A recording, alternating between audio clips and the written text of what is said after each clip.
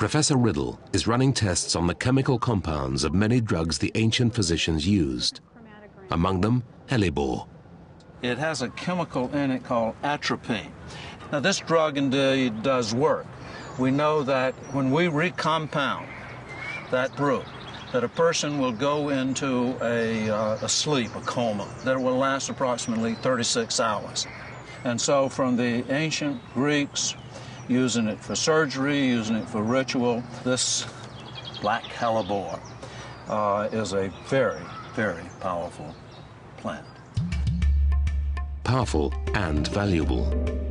In Roman times, there was a lot of money in the drugs trade. The writer Pliny complained that the deceit of men and cunning profiteering led to the invention of quack laboratories. A small sore is charged with the cost of medicine from the Red Sea, although the genuine remedies form the daily dinner of even the very poorest. It's still true today. In a stroll through a Middle Eastern market, it's possible to find a wide variety of local, natural answers to everything, including the problem of pain control.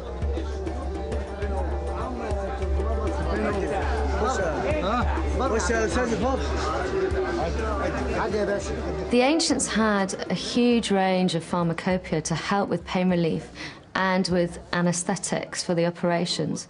And that, in some ways, would seem surprising, but you have to remember that so much of our pain relief nowadays, such as aspirin and opiate-based medicines, such as codeine, are based on ancient herbs and the knowledge that was developed then.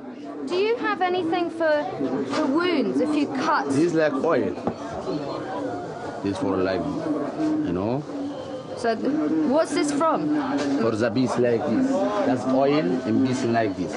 Oh, what's it this? And this is oil. Uh-huh. And you rub it on? Like bit of spoon like this, you know.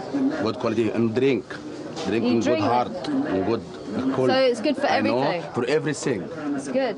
So there is a huge range of potential drugs out there in the natural world which we have yet to discover, which I'm sure that in the ancient world they did know about and used to their full potential.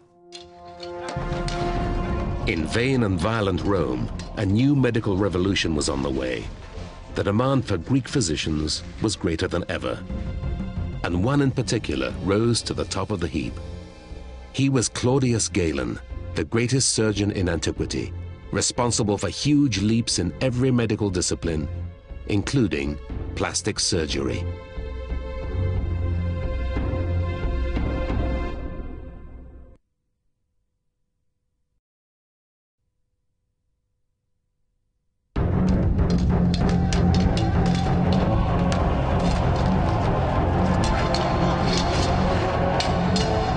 If anything encapsulates Rome, it's gladiators.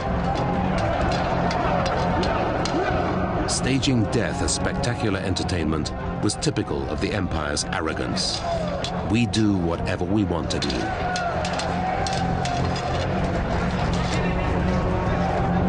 Soon after the Romans conquered a place, colosseums sprang up. One of the largest was in Pergamum in Asia Minor. Every week, a crowd of 20,000 would come to watch paired-off slaves try to kill each other.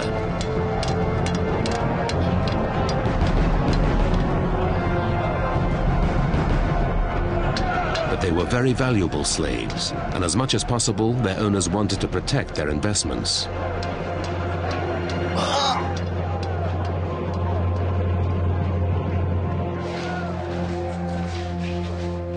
Since the winners were quite often nearly dead themselves, medical attention was in great demand. And the best doctors were almost always Greek. So for a young Alexandria-educated and ambitious Greek physician in 157 AD, few jobs could be better than resident surgeon at the Pergamum Colosseum. This was Claudius Galen. The gladiator period was crucial to what he did later because it, as close as you could come to vivisection, would have been the gladiatorial world, where you're a gladiator doctor. He had certainly access through wounds to see much of what other people might not have been able to see who who weren't attending on gladiators or soldiers. So in an age when he couldn't practice vivisection, I think it was a very important thing for him.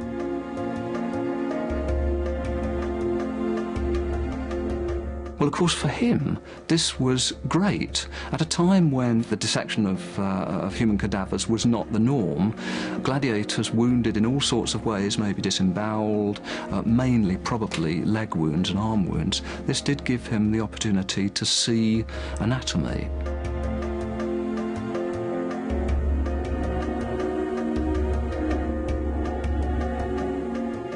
He says, for example, that in his term as physician to the gladiators, not one of them died. We can perhaps believe that statistic because the kinds of things that he was doing, the way that he was operating on thigh wounds and things like that, his descriptions are such as to allow us to believe that he was successful. But besides being an excellent physician, Galen was a great showman and self-promoter. And it didn't take long for his name to be known in the highest circles, circles much too high for provincial Pergamum. At 32, he felt it was time to move on. In 161 AD, there was only one place Galen could move on to. And when he got to Rome, he became nothing less than resident surgeon in the great Colosseum.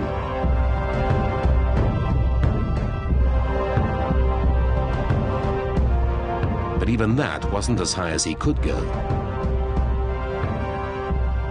He was an accomplished physician, and I don't think he would have become imperial physician. I don't think he would have become the doctor to the famous Emperor Marcus Aurelius if he weren't effective. Marcus Aurelius Antoninus, Emperor of Rome, Stoic philosopher and proud patron of Galen.